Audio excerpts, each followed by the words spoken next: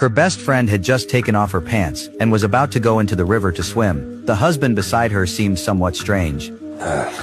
Nature calls.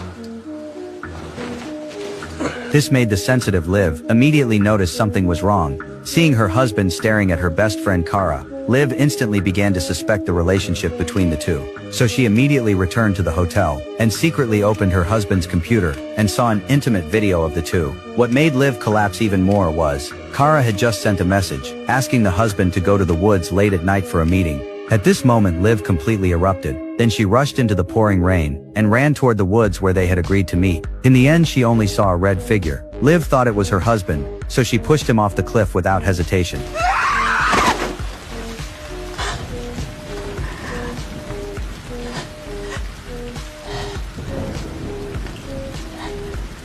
But when she returned to the mountain inn, what filled her heart was not the pleasure of revenge, but overwhelming confusion and pain. However, the dead cannot come back to life. The most urgent thing now was to erase all traces. So Liv began to repeatedly scrub her body to make sure there was no mud on her body, then carefully cleaned every corner of the room. But when Liv sat in front of the mirror, constantly rehearsing the fabricated statement, a rapid knocking sound suddenly rang out. Liv instantly became nervous. What happened next would make her even more terrified, because the one standing outside the door was her husband. At this moment Liv was completely stunned. Who was the one she pushed off the cliff last night? Then a terrible thought broke through her sanity. She killed the wrong person. At this moment Liv could only force herself to calm down, then opened the door and asked her husband where he went last night. It turned out the husband had not left the inn. Then who was the one she pushed off the cliff last night? When Liv pretended nothing had happened, Kara's boyfriend came to ask if anyone had seen Kara. Liv instantly understood. The one she pushed off the cliff was Kara. Not long after, Kara's boyfriend chose to call the police because he could not contact her.